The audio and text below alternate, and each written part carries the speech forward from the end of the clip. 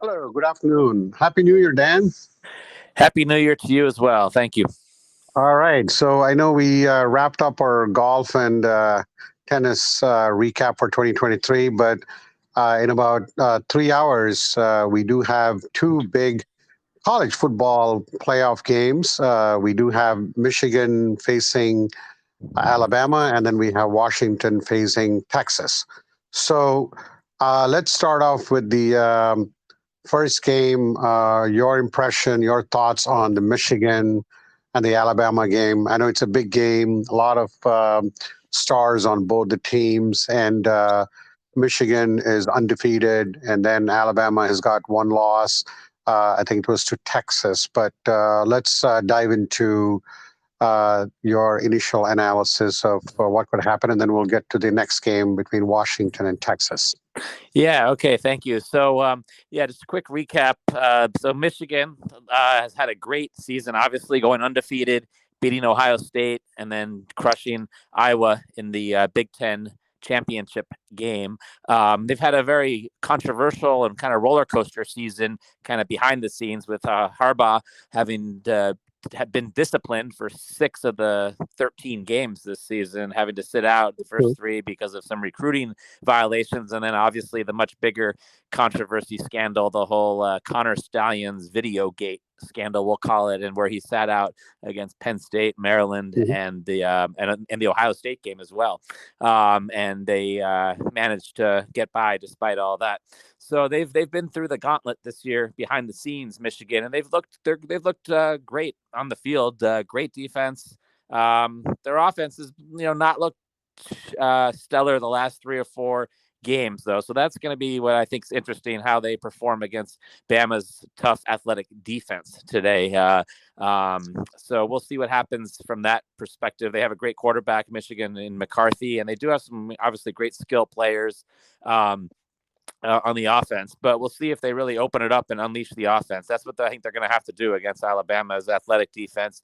And then Alabama, looking at them for this season, they got off to a real rocky start with the double-digit loss to Texas at home in Alabama, followed by a couple of games after that that were very close, competitive games, not typical of Alabama, where we're used to, where they win by 20 or 30 points typically. But then after that, after some quarterback controversy, after the first 3 or 4 games, Milroe was declared the starter, and little by little, he just progressed and got better and better as the season went on. And then it all kind of culminated with that dramatic game against Auburn, with that last second, we won't call it a Hail Mary, but it was It was very it was a crazy play. it was an unlikely win for them. They had no business winning that game if Auburn had defended that final pass better, and they wouldn't be in this game today if not for that fluky win. But then they looked amazing against Georgia, who I think is still probably the best team in the country. If Georgia was in this Final Four, they would probably prevail, but they're not. And Alabama looked great against them in that final. Milroe had a game for the ages against them. So Alabama, I think, is peaking at the right time. And I think my prediction for this game is Alabama probably by about 7 to 10 points. I think they're going to be proved too athletic for Michigan. I don't know if Michigan's offense can be able to move the ball against that tough Alabama defense. And I don't think the Michigan defense has seen a quarterback and an offense with the speed and the athleticism quite like what Alabama has. The Big Ten is just a different lower caliber, than the SEC. So we'll see what happens. But my prediction is Alabama maybe 27-17, if I had to give you a score. Okay. Yeah. I mean, what I might do is that, valid points. And then talking about, I know you did mention Georgia, so we'll do a quick call out for Georgia as well before I dive into the actual matchup. They just demolished Florida State. I mean, for everybody who said Florida State should have been in the top four, I mean, Georgia definitely sent a very clear message that they are still the best team. But anyway, coming to today's game, I know you were at the Ohio State Michigan game, and you saw how good Michigan was in person. So you actually saw them play. Um, I know that they do not have one of the top echelon quarterbacks that they previously had. Um, but they have a great running attack. I think they're down a tackle. I think I think I don't That's remember his right. name. He was down during the Ohio State game, Yep. but they still have a good running attack, and they're not going to depend on McCarthy to kind of bail them out. He's not someone who's going to throw for like 300 yards. Alabama is Alabama. They've always Nick Saban always gets the best. I mean, you could see the number of players in the NFL very physical in the SEC.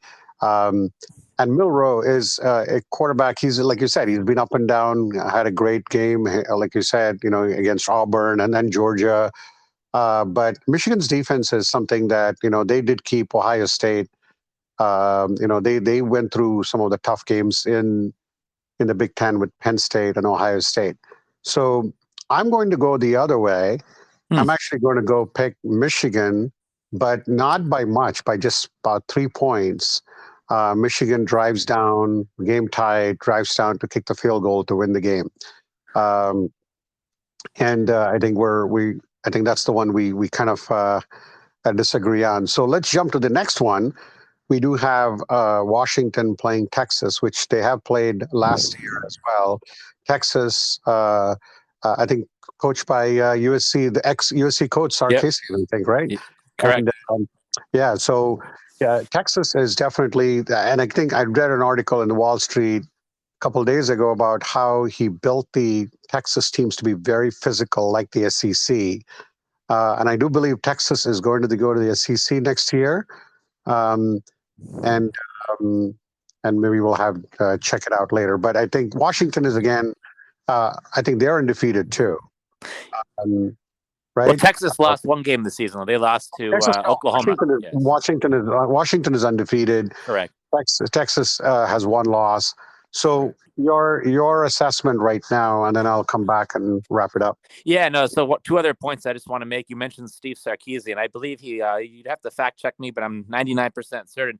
I think he got his head coaching start at Washington, and then from Washington he catapulted, got the promotion to USC, and then at USC he had some tough times. He had some personal issues. He was let Yep. go there, and then he's resurfaced with Texas many years later. So he's very fortunate, he says, to be back as a head coach at a major program. He's not taking it for granted. And then the other thing is that you mentioned Texas is moving on to the SEC next year. Well, this is also the farewell for for the Pac-10 conference. So this is Right. kind of their swan song. Washington, along with Oregon and UCLA, USC, moving on to the Big Ten next year. So Right. it's kind of a farewell to these two teams to their conferences. And then as far as the game goes, yeah, I mean, all the analysts are really predicting a shootout. I've heard scores like 38-35, 41-38. These are two teams with great offenses, two good quarterbacks in Penix from Washington. I think he was the runner-up for the Heisman. And then Right. Ewers. He's really come into his own this year at Texas. And the backup there, I don't think we'll see the backup. Hopefully, Ewers does not have any injury, but if he does, it'll be a fascinating story with the Manning son as the backup quarterback now.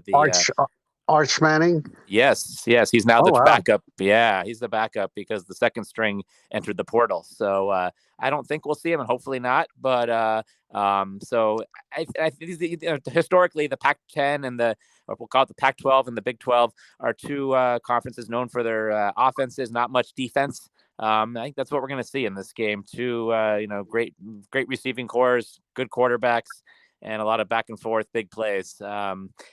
I'm not, Scott, as far as a prediction in this game, man, could be the last team to have the ball. It's going to win, maybe an overtime game. Who knows? But I'm thinking maybe Washington, I'm going to say Washington 38-34 as a prediction. And then, Okay. that's my prediction. What do you think? I think I'm going to go the other way here too, Okay.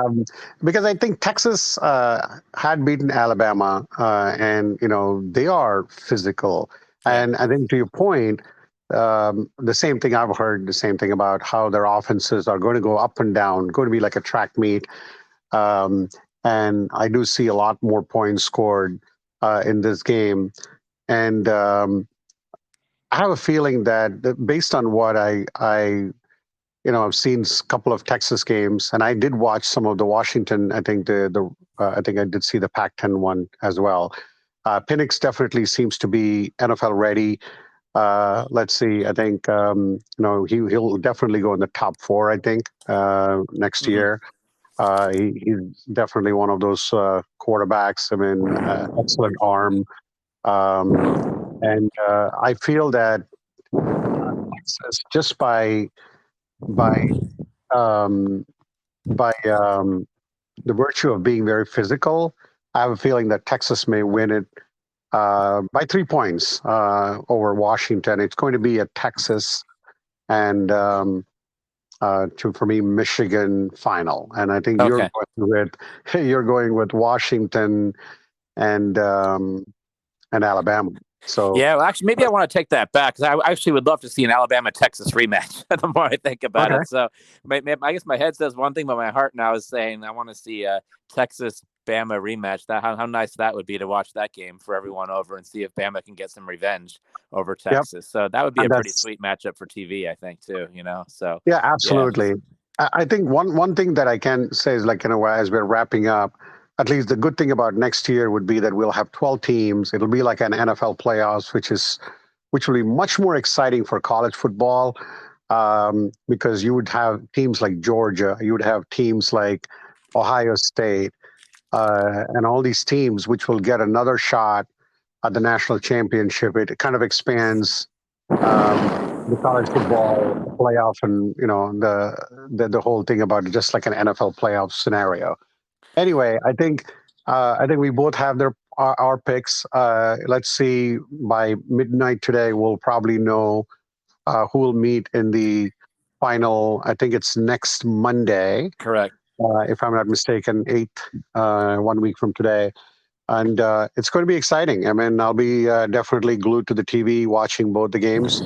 I think there's no NFL today. So I think this will be exciting to see who gets to play in the final. I agree. Well, enjoy the games. Always fun to watch the Rose Bowl. While we're freezing our butts off on the East Coast, we'll be watching the nice, beautiful, backdrop of the Rose Bowl with the San Gabriel Mountains. And then the other one is the New Orleans too. So not a bad Yes. place to play. So Superdome. So let's enjoy the game. Happy New Year to all our listeners, and I'll talk to you later. All right. Thank you very much. Have a good day. You too. Bye.